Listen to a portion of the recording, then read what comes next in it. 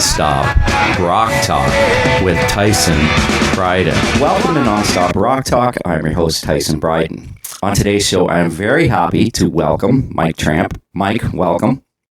Thank you very much. How are you doing? I'm doing great, all the way from Copenhagen, Denmark, on the other side of the world almost. That's crazy. It's crazy. It's awesome, though. It's amazing that we can do this now, like this type of stuff. Like you're over there, I'm in Toronto, you're over in Europe, which I think is amazing. So, the biggest hurdle is just working out time zones and working out times. And that's minimal, right? Of course. So I have bigger hurdles. You have what? Sorry? I have bigger hurdles in my life than that. Exactly. I think we all do. A couple months ago, I was checking my emails, or maybe it was just a month ago. So anyways, there's a very intriguing email from Mighty Music. It stated, the two Freak of Nature releases, the two original ones, will be re-released on colored vinyl. So I immediately went to the link. I ordered them. As well, there is a CD entitled Outcast, which I added as well because I haven't heard that one. Oh, okay, all right. Yeah, so I bought that one, and then I bought your new your latest album too, all at the same time. It was, with the exchange, it was pricey, but it's well worth it. Once you're at Walmart, you might as well get the bananas and the peanut butter too. That's right. You might as well get it all. and your tires changed. That's right. That's right. So, I guess after all that being said, the obvious question is how this all came to be. Is it something you wanted to do for a while? Well, yeah, I think that I'm a little blown away with how suddenly you sort of we return to basics in many ways. The listeners, where I would imagine that probably a lot of your listeners are not familiar with Freak of Nature, so we'll touch base a little on that as we go along. But this thing about that some of us are classic rock fans in the true sense that also buying an album, a vinyl, an LP, brings us back to that time when most of us discovered rock and roll that way. Yeah. And that is one of the reasons why I release, in limited, quantities, all of my solo albums whenever I release a new album, and even going back to my earlier solo albums and release them on vinyl, is that experience and that time in my life when rock and roll came into my life, it was all around the LP. Yeah. Because Denmark is not at that time, we're not a big car country, automobile country. Cassette tapes were minimal. Okay. So everything was LPs, and most young men that sort of, branched out on their own had a good quality stereo at home. So this thing about listening to music on LP was a little bit more than just listening to music. It was a journey. It was an event. Yeah, I agree. I the first White Lion I owned was on vinyl. I bought Pride on vinyl. You know what I mean? And that was the norm back then, right? Cassettes were big, but I preferred to have the vinyl. Yeah, it's just the way it is. That's how it just started out, Yeah. So this project then was kind of like, you kind of wanted to see this stuff going to vinyl then, obviously, this Freak of Nature material.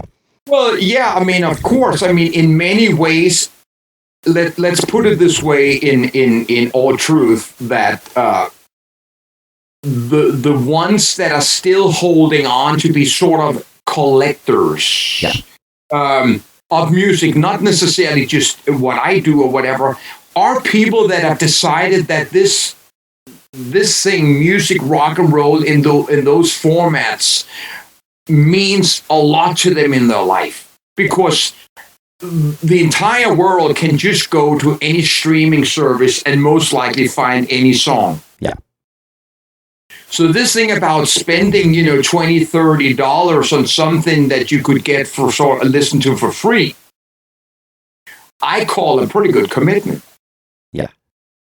And I have rebought a lot of albums that I once owned. and some of them I almost suspect I'll never play. Maybe I just won't get around to it time-wise, but it was so important to me to have them, the LPs standing on my shelves as just being a proof of a time when I really rejoiced in rock and roll. Right.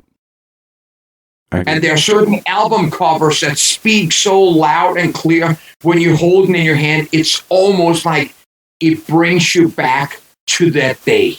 Yeah. Yeah, that's amazing. So you are a big vinyl collector then, Mike, I take it.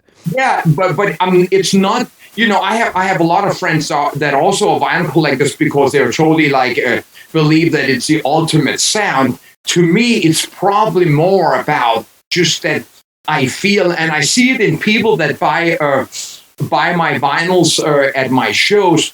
I would suspect that 50% of them go home and they don't own a turntable, but they want something physical that they used to carry home from the record store. Right. That I just gone to the record store, bought a piece of music, and it's actually something that I'm carrying in my hand. I'm not just downloading something, and so and so. And a gatefold, opening the album cover, reading the lyrics with actually a font that you can read, and seeing, the inner sleeves and pictures and stuff like that. To me, it's a full experience. It's a 3-course meal. I agree. Now, in terms of the actual masters for the album, did you have the masters, or did you have to negotiate with Music for Nations to get those? Oh, no, I didn't have to negotiate Music for Nations because after White Line, all those deals we did were sort of just, with different kind of record deals, because you already were delivering the music in a different way. I'd already financed those 2 Freak of Nature albums and sort of done them myself. So it was all in my position. That's awesome. Yeah, and I kind of felt that because, I remember back in that time, the early 90s, where there were so many artists from, late 80s, early 90s that weren't getting deals in North America. And, that deal was more of a European thing, was it not? Well, it's, and right now we're obviously speaking to North America and so on.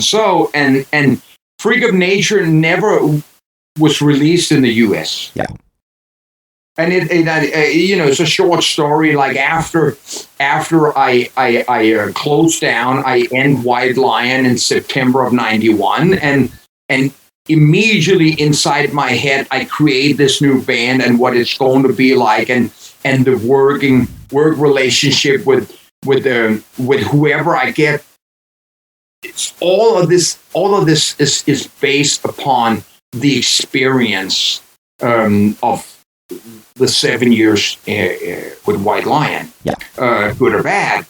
So it was in the beginning we only really just had the music as a priority and finding really what makes a band gel.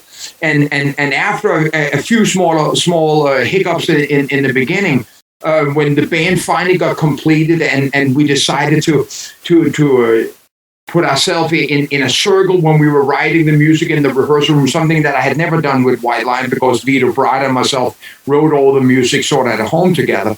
But in Freak of Nature, we stood in a circle and everybody looked at each other, and there were like a mutual respect from the beginning, saying, the one who plays the bass takes care of the bass, and the one who plays the drums takes care of the drums, and vice versa, the 2 guitar players and myself,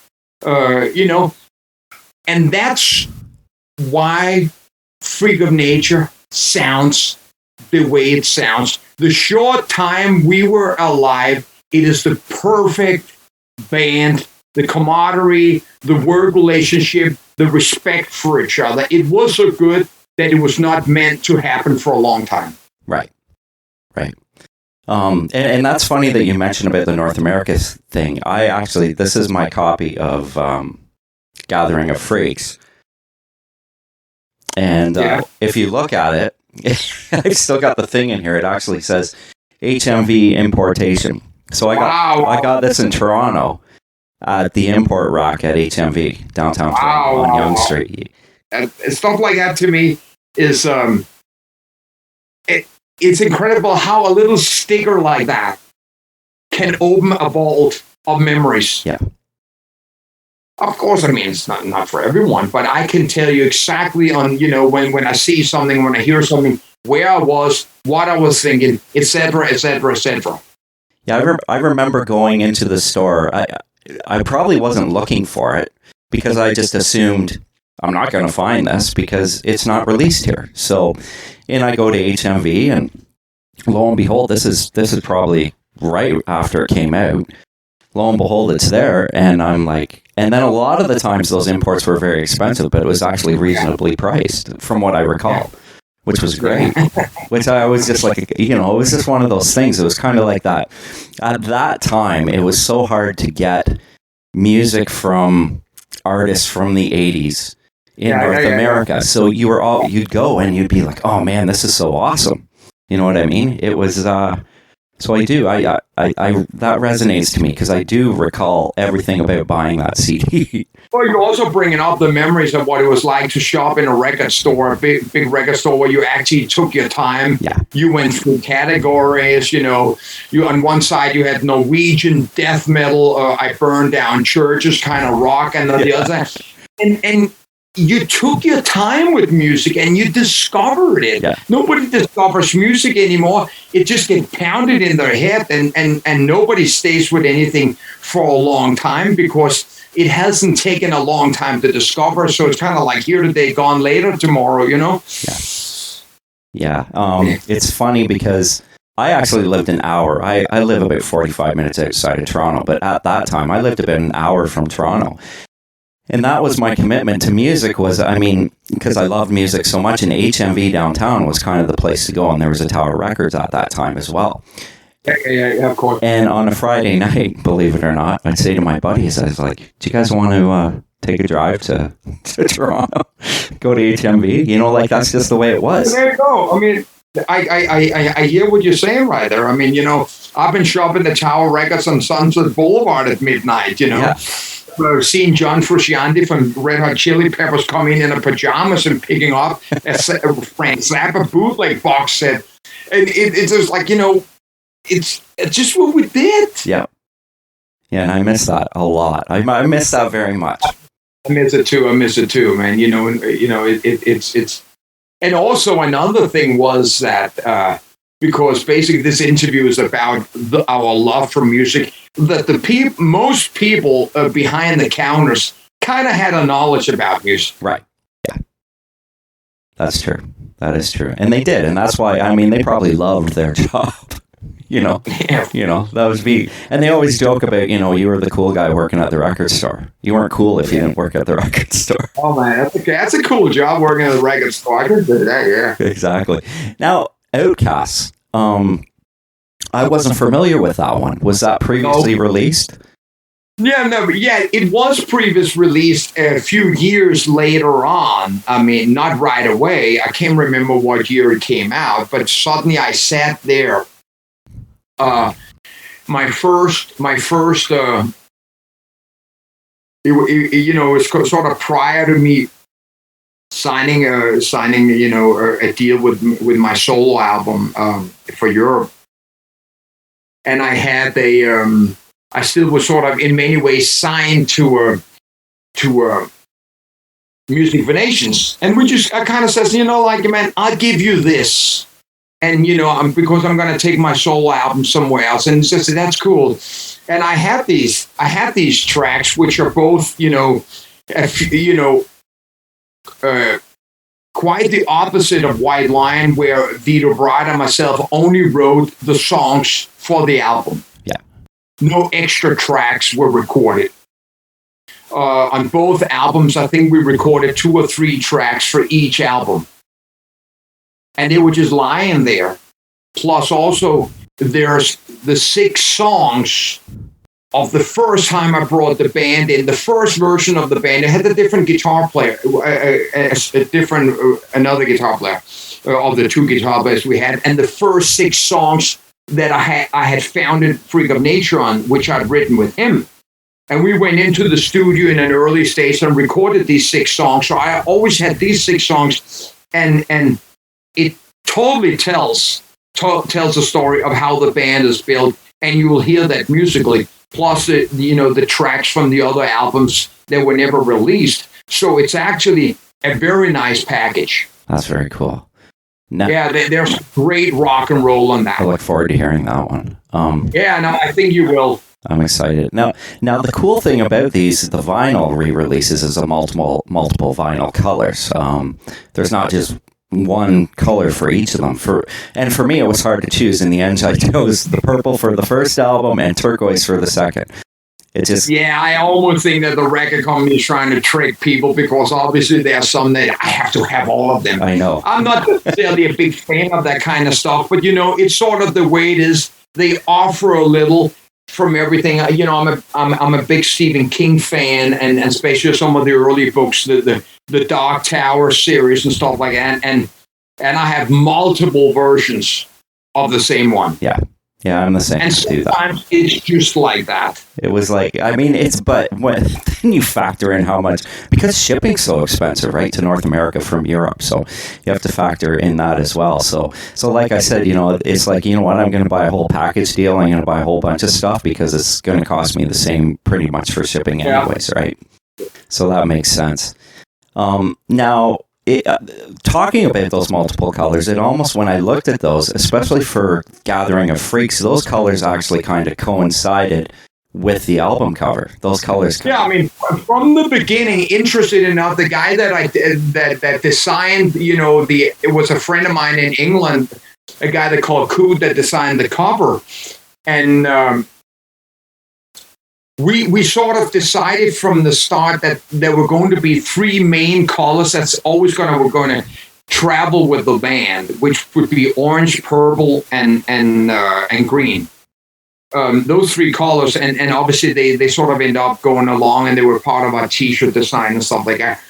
From the beginning, I had always decided that I wanted to, in my own way, go sort of like an Iron Maiden way, that the covers continued and had a similar, thing traveling along. Obviously we didn't use, the Freak for the second album, because the second album cover is more an element of the title of the Gathering of Freaks, which really, for people interested, was really just about that in the time that between the first and the second album, so many natural disasters had happened, and sort of, Powerless, which is one of the last songs on Gathering of Freaks, deals with both earthquakes, hurricanes, and fire. And that sort of became, the 3 elements, which is entwined with each other. It's like kind of like you can't pull them apart. And that's where all that came in. And, we always try to, he actually went out and created our own font called the Freakabit. So we had our own album. But, unfortunately, we didn't get to fulfill this whole concept that we were going to go down the road. We had ideas, him and I, of where we wanted to go with that. Right. And I was very, very happy with that, because I am completely unhappy with all the White Lion album covers and the artwork and the graphics and stuff like that. There's nothing that lights my fuse. Yeah. So when the time came for me to 100% be in control of it, there wasn't going to be one corner or a stone unturned, Yeah. No, and that is another exciting part about these re-releases, is seeing that artwork bigger. Like seeing that cover of the first album, I cannot wait to see that. Yeah. It's and that goes back to the whole experience, right? Of and those are, I have these are original paintings. He's hand painted those. There's no computer graphics. That he's hand painted those on big pictures. It's just phenomenal. That is phenomenal. Now, have you seen these yet? Yeah, I have them right next to me. That is awesome. Yeah, I'm very excited for that. Because that both artwork on both albums is That is phenomenal. And it's funny that you mentioned the White Lion thing, because you look at those White Lion covers and you go, huh, yeah, it says White Lion. Yeah. But it's interesting. If I tell myself it's interesting, but of course the journey backwards and the hindsight, is always, so revealing. Of course we know everything, the Monday morning quarterback, everything, all these things. When I go back and feel that things are rushed, things are not thought through, there's no real direction, you give in, etc., and stuff like that. And there were a lot of give in and compromises along the White Line journey. And at the few moments where I've had a peace talk with Vito, we've touched base on those. Right. The only thing that there weren't any give in or compromises was in the songwriting between Vito and I. Right. Nobody had any influence on that. So, and here I go again. I mean, I didn't want to take this back to White Lion, but the thing is, it's the jumping board that everything that I do in Freak of Nature, everything that Freak of Nature is built upon, is the mistakes and the regrets and the experience from White Lion. Right. And I mean, one point that can be said is the fact when you, and I'm not trying to go back to White Lion, but going into Freak of Nature, where you went from a one guitar band to two guitar bands, and on those Freak of Nature's albums, one guitar is on the left, one's on the right, which is hard, which is awesome, right? And for you, you're for those years you stood beside Vito Bratta, it was one guitar. When you went into the experience, when you started working with Freak of Nature and you go to two guitars, was that weird for you, or was it just? No, it was. Everything was completely obvious. It was a decision from day one on that it was going to be like that. That's how it was. Again. I almost got damaged in the 80s. I mean, the thing is, Eddie Van Halen opened the door to a lot of great stuff. Yeah. But a lot of guitar players from the 80s and stuff like that just, I just think got damaged in many ways. I agree. None of them ever, things like, none of them ever reached the truthness of what Eddie really is. A lot of them thought they heard something, but they didn't hear it. When you go back and listen to Van Halen today, the early years, you realize how raw he is. Yeah. And all the guitar players that came after Van Halen, compressed their sound and stuff like that, where Eddie was a monster in different ways. So, and I would call it, I'm like blown away working with Vito and stuff like that, but like most of the time, the guy couldn't find his sound and stuff like that. And it was just like, it just were very stressful and not enjoyable. And one thing for sure that was not going to go into Freak of Nature was the Floyd Rose, the whammy bar in that way, all that stuff. So there are are there no traces of 80s rock and roll in Freak of Nature. There's also no traces of Mike Tramp, White Lion in Freak of Nature. That's right. I agree with that.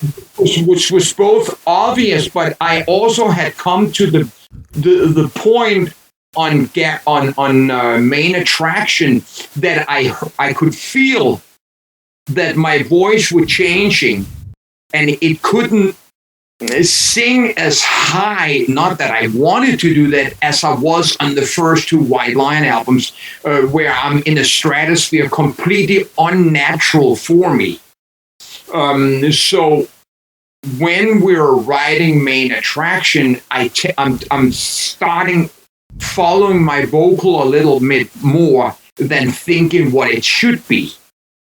Oh, okay. And obvious once I start writing the songs for the earliest Freak of Nature, which will be the 6 songs pretty soon you will hear from on the Outcast album, it was obvious that I was just going to follow what was natural. Right. Because at the end of White Line, it wasn't natural for me to sing like that. Oh, that makes sense. I mean, when you, like, getting back to the guitar playing part of it, when you listen to White Lion, it's almost like when Vito's playing, he's a phenomenal player. No doubt, right? It's almost songs in a song of what he plays, a lot of what he did. Without a doubt. Right? Without a doubt. Exactly. Yeah. So, but going to Freak of Nature, which is the part that I really love about it, is that the guitars are where they need to be, where it's not as, it doesn't sound as 80s, like you said.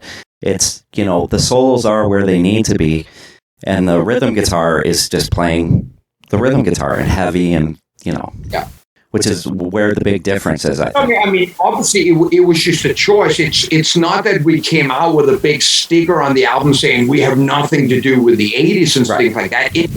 It wasn't built like that. The five guys, including myself and Freak of Nature, the Freak of Nature is built on our love for classic rock and roll, from Zeppelin to Queen to Thin Lizzy to UFO, to that. Of course, we also are building this band just as Nirvana, Soundgarden, Alice in Chains, and Pearl Jam and Red Hot Chili Peppers are like conquering and ruling rock and roll in the 90s. Yeah, and we were in one way or another sort of inspired with certain things, but our roots were still 70s rock and roll. Yes.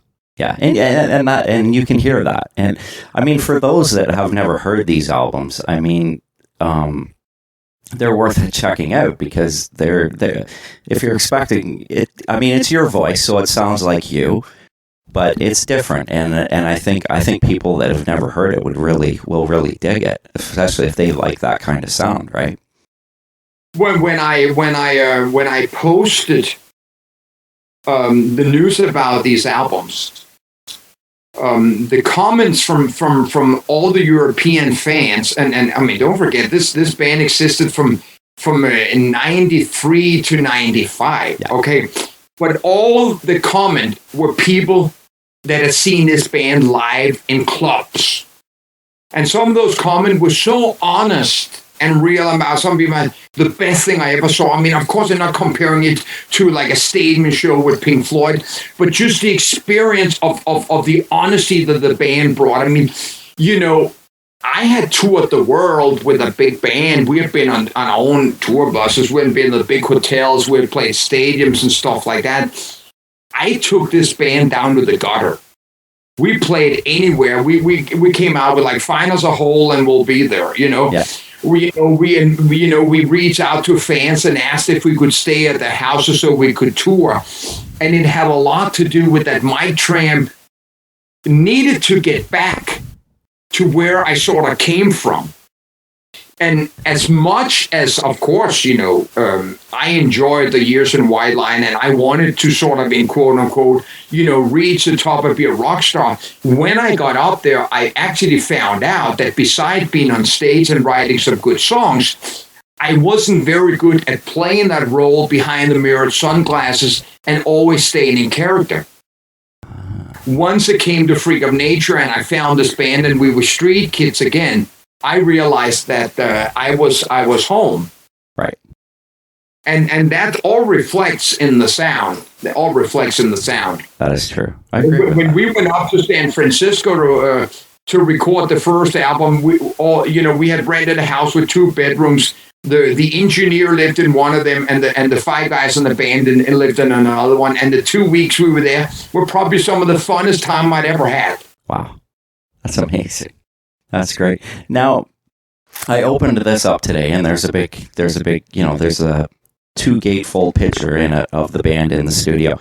Will that be in the vinyl? Is it a gatefold? Yeah. Is it a gate? Are they gatefold? No, it never was a gatefold. Oh, okay. But it will be. But that picture is great. No. I mean, everything that's on the inner sleeve, on the inner sleeve that time will be on the inner sleeve. Okay, cool. That's awesome. Because I think that picture kind of says it all of where you were. That's a phenomenal, man. I mean, that's exactly we wanted to capture the sound of the band in a picture. Yeah. And that totally captures the essence of what that, Exactly. you turn that, you look at that picture as you're listening to the album, and you can kind of envision in your mind of what, like what you guys are doing and what the music's bringing. To tell you the truth, and why wouldn't I? And that goes also including Gathering of Freaks, which becomes the second and the last album. Yeah. This is and since Freak of Nature, I recorded 12 solo albums. Wow. This is actually the last time that I'm actually recording how it used to be to record an album as a band and as 5 musicians in a band in the studio. Later on, I mean, there would be goddamn so many compromises because one person couldn't do that, and how we would be recording the albums in layers. But Freak of Nature, where all the songs were recorded live, and then there would be 1 or 2 small overdubs done after that, etc. But that was the power of the band.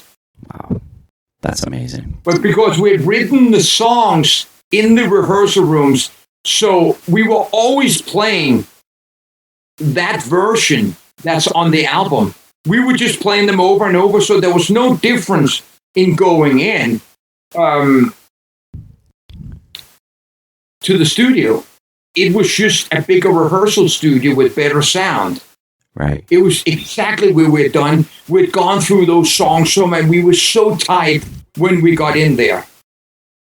So going from the first album to the second album, to Gathering of Freaks, was when you went into, you're going back into the studio to do it, did you want to kind of stick to the same vision that you had on the first album, or did you guys just get in there and it just more or less happened organically and this is what came out? Well, I mean, by the time we wrote the songs for the first album, prior to having the 6 songs which are on the Outcast, the pre-starting up, finding our roots, I knew that if I would be starting the songs like I had in White Lion, I would be taking the songs in my direction. And I didn't want to do that. So the song ideas, or even just a riff or a drum beat or a bass note or whatever, I always encouraged the guys, and sometimes I didn't need to encourage, to start something. And when I heard something, I would latch onto it instantly and start feeding off that. And that would kind of start the domino effect that everybody would now see, okay, this is where we're going with the song. And that was it was so unique in Freak of Nature because nobody steered away from that. It wasn't like somebody suddenly came in with a stupid idea that they hadn't gotten the point what the rest of us had.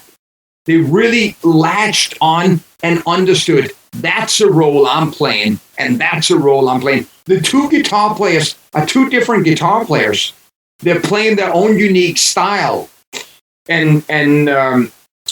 So with Gathering of Freaks, where a lot of these songs were written in rehearsal rooms in Europe, when we were touring for over half a year in Europe in '93, anytime we had time off, I almost forced the band that the only thing we have to be playing music every day, and there was so much energy, so we would end up, in close hotel bars or stuff like that. Can we rehearse here or something like that, And a lot of these songs were written, and the guys have obviously filled more and more their own space in the band. Because, I mean, the band was started by Mike Tramp, and I had fueled the band, I had financed the band, and I was leading the band. Right. But they understood and they started, taking their position serious that, hey, I'm the guitar player in this band. And that's what I play, So they were starting now directing where we were going with this. And the band, without a doubt, probably went a bit heavier on the second album. Yeah, that's true. I think it is heavier. But it's good. They're both good. They're both awesome. Yeah. I mean, they both had their, and I remember, I've said this before. I remember when we were starting writing these songs, and I said to the guys that, hey, the style we're choosing is not radio friendly. Right. Okay. We're now building a band that's going to take 5 to 6 albums to break. And once we really have gathered this audience, we will have between 500 to 1,500 in every club around Europe. And we'll be able to tour constantly, sell a lot of T-shirts, and have a diehard audience. But don't look for arenas with this band. Right. Let's just stay where we are. And it was almost the plan that we had, that we wanted to sort of keep ourselves in control and not divert from what we had started. Right. That's interesting. I mean, in some ways, I guess doing 500 to 1,500 seaters is probably, I think in a lot of ways. Pardon me? There's nothing wrong with that. No, exactly, and that's what I mean. Yeah, no, I think that's awesome. I mean, you're kind of when you get to that certain point, which within White Lion, you get to a certain point, and there's all these people, and I'm sure there's lots of people doing lots of things for you, like for the band and whatnot, when you get to that level of success. Yeah. But, when we were coordinating emails back and forth, and you were saying, I like at the end also to dive a little into your solo albums and stuff like that. The whole thing about Freak of Nature was also understanding your limit. Right. And if I should pat myself on the back, it is that I understood the level of my own singing ability and where I could go with that. And that I followed from day one in Freak of Nature. And since then, once I recorded my first solo album in 1996, and now till 12 solo albums later, I have done what I could, and representing Mike Tramp on each album and where he is at that time. Right. Always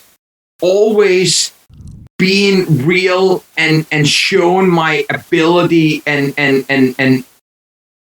I hate to say limitation, if one can call it that. That's both good or bad, but knowing that I am not going to be writing songs I can't sing and I can't perform. Right. And everything about Freak of Nature was about that.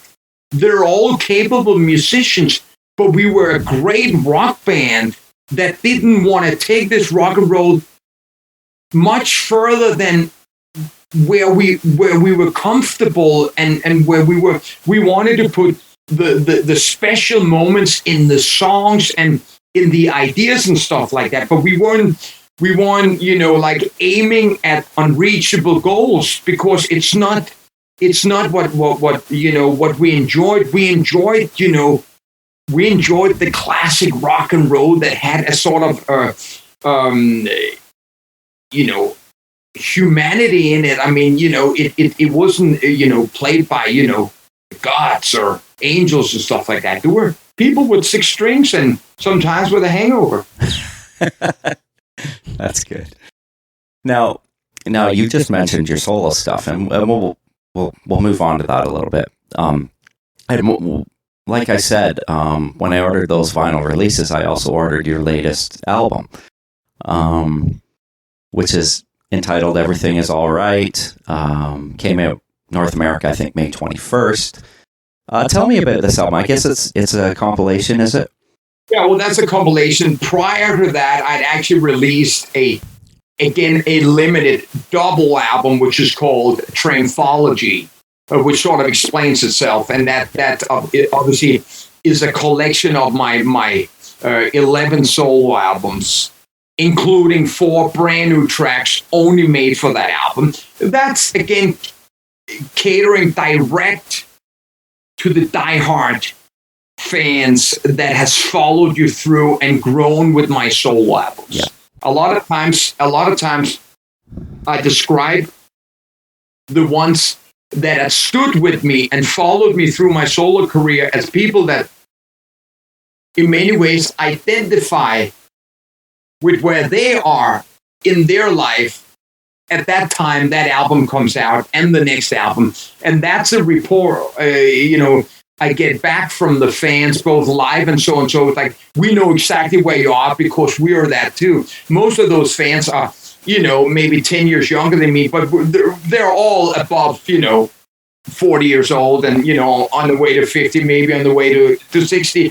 So we are I have created a world of reality of where I am as a human being. I sing about the moment. I sing about reality. All my solo albums, every song is about me where I am. Yeah. There's no traces of the 80s. There's no traces of filler and sexual innuendos and stuff like that. I just don't, I just don't belong there. And I sometimes laugh when I see a 70-year-old rock singer, still holding on to his hair, writing those kind of lyrics this late in his life. I mean, I have all the respect for the classic albums of that time back then, but not now, man. Or like I said before, and I say that in many ways because I think that sooner or later you have to realize you're not going to be the starting quarterback on next season's team. That's true. And and it's just the way it is. But rock and roll does allow you to grow and move on. Just don't have anybody else in the band being on stage singing your songs for you. That's true. That's true. That's a good point. I mean, I was listening to Everything Is All Right. I was in my truck this morning driving my son to his mom's, and Cobblestone Road came on. And I'm listening to it and I'm going, you know what? This is lyrically, I really enjoyed that song. I was like, and you talking about your lyrics, because I've always enjoyed your lyrics. And when we spoke about a year and a half ago, I told you that as well. But I've always thought that your lyrics were above what most of the 80s artists were anyways, because you weren't always talking about, there was some love stuff, but there was also serious topics. Yeah. And obviously it has a lot to do with the European background. I mean, I came to America driven by my love or fascination of David Lee Roth. Yeah. And so on. And it were probably more the persona and the stage show. And of course, there's been many similarities to my. You could probably even find a picture sort of like on stage, where you swagger the same way. Yeah. And it stops there because obviously there's no comparison in the vocal. And I've never gone where Roth went with the lyrics. That totally belongs with him. Yeah.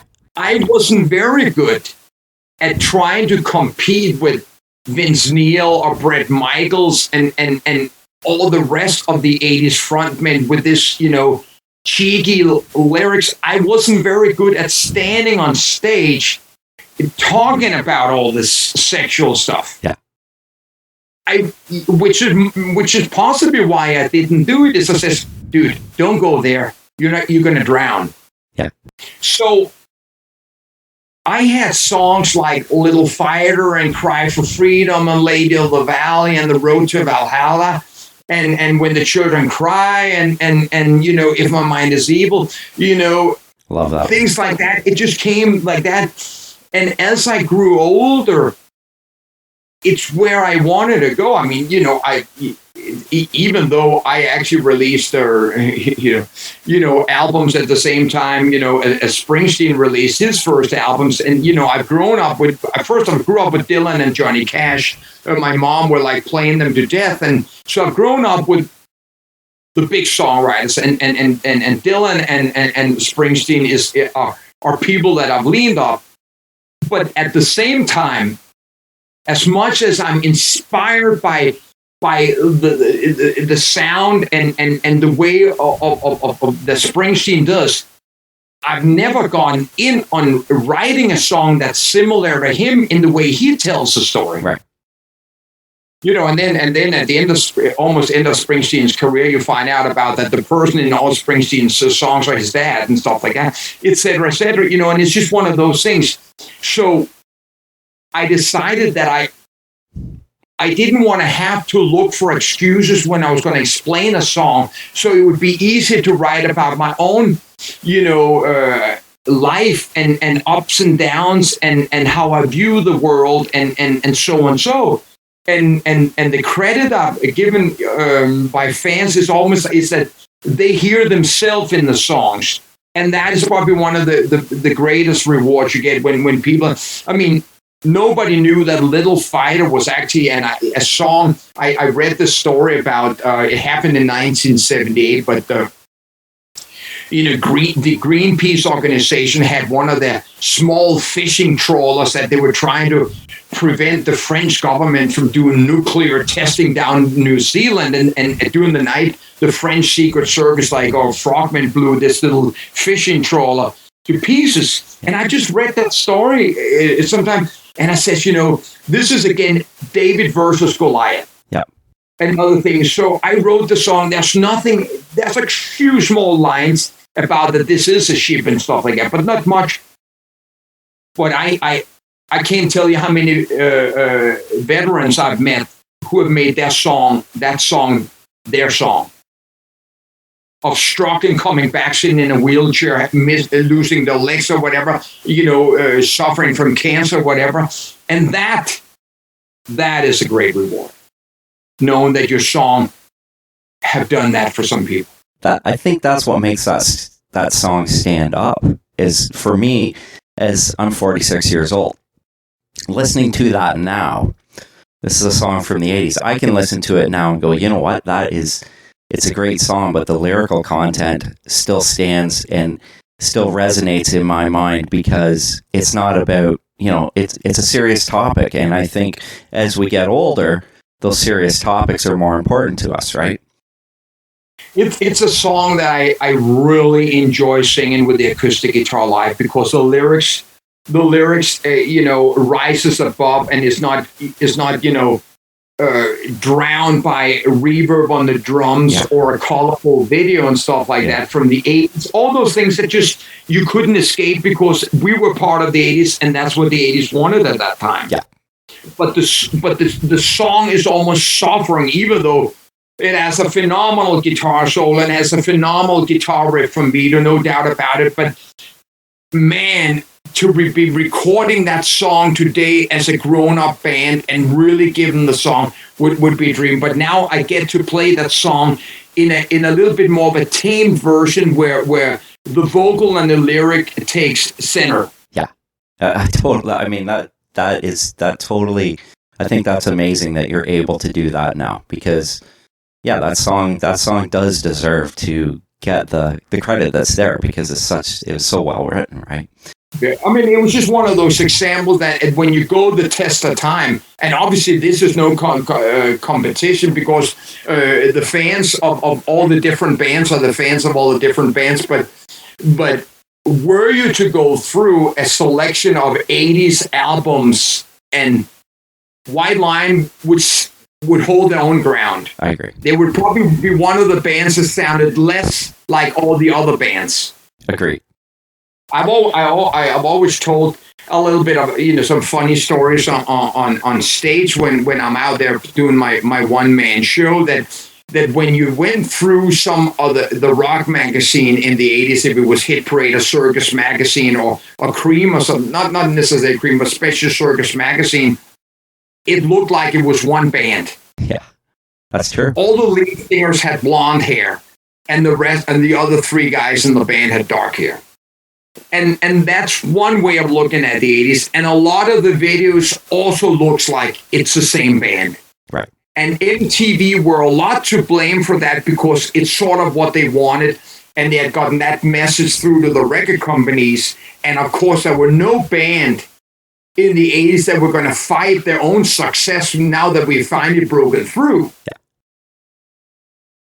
When we got the chance to do an almost 8-minute video for Radar Love, we took that chance and broke a little free from, the classic, a little just hair and only hair video, where we could do a little bit of a mini movie. And I think it promptly, without ever talking about it, it probably says something about White Line right there, is they were starting to feel, because Vito and I always had this thing about that we didn't want to get caught up in where we got caught up in. Right.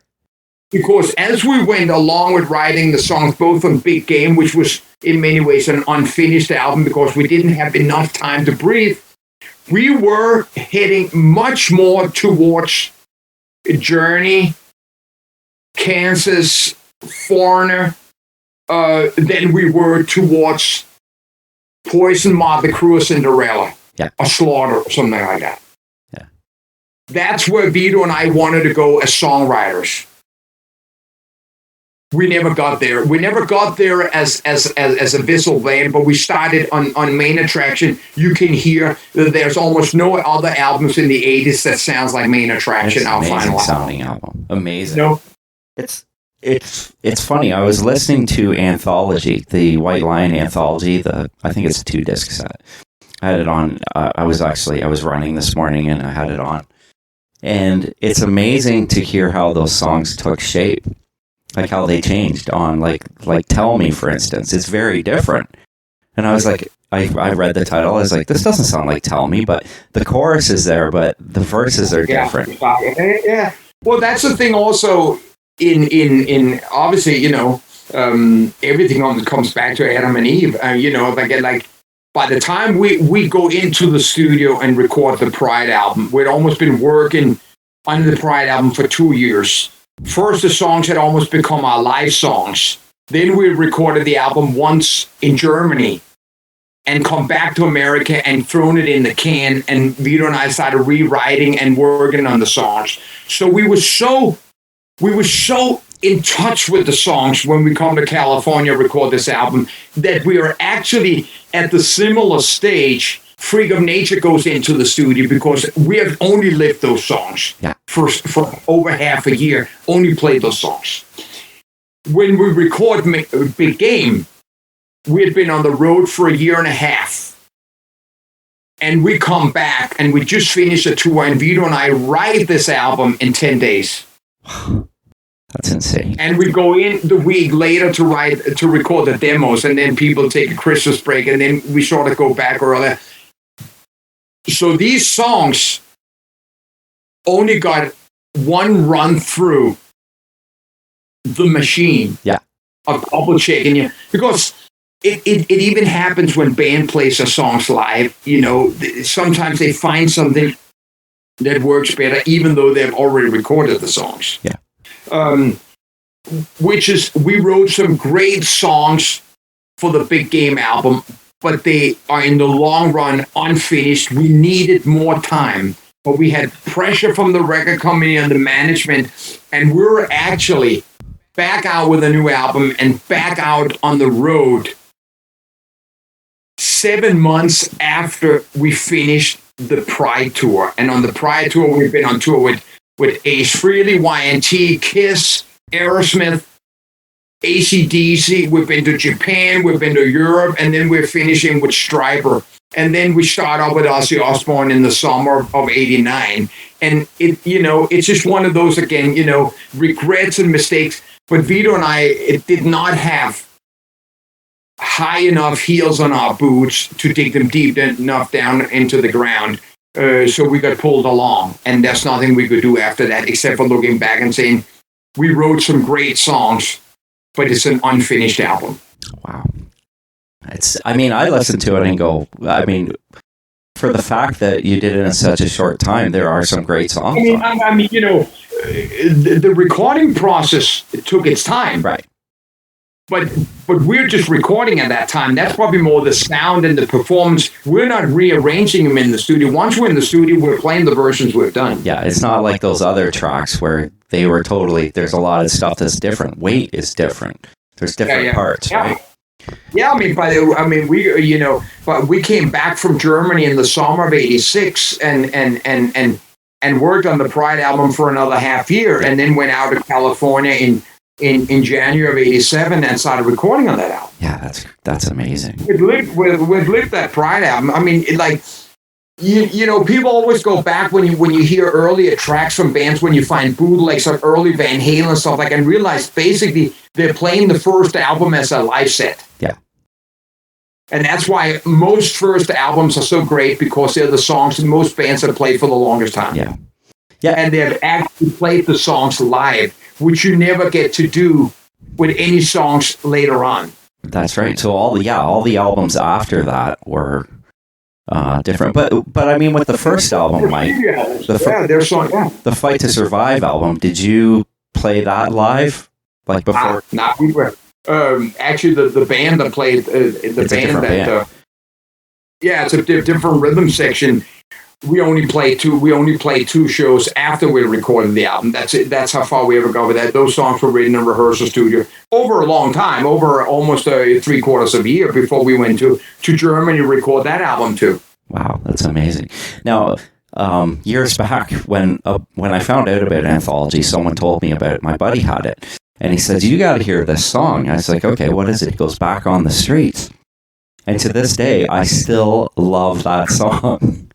Now, that is the only track off Main Attraction that didn't go on. And so that in reality is the only track off the 4 White Lion albums that didn't end up on an album. Like I told you early on, White Lion did not write any songs that didn't get on the album. Yeah. Vito and I almost wrote the album like a book.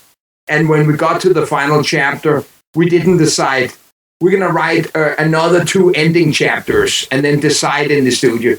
We knew that okay, we've written a song, because we never repeated a song and a groove and a tempo in any of the songs. It's sort of the way we do it. I don't really think we thought about it. It's just the way we decided to do it. Yeah, I just, I wonder if that song, did you guys feel that song maybe didn't fit the feel of the album? Yeah, you know what? It's actually, if I think back, it's a song that goes through a couple of different things. Vito and I had, once in a while, had some songs where there are 2 songs within one song, and sometimes it's a question, does this feel right going to there? So, It's just one of those things. Oh, that's cool. Well, Mike, I want to thank you very much for joining me today. That was awesome. And I'm sorry we did get off on the White Lion thing. I hope maybe I touched on some stuff. But when I get to tell the story like this and refer to it in the different ways, it all becomes the full tale. Right. Because without that, there wouldn't have been Freak of Nature, and there wouldn't have been my solo albums.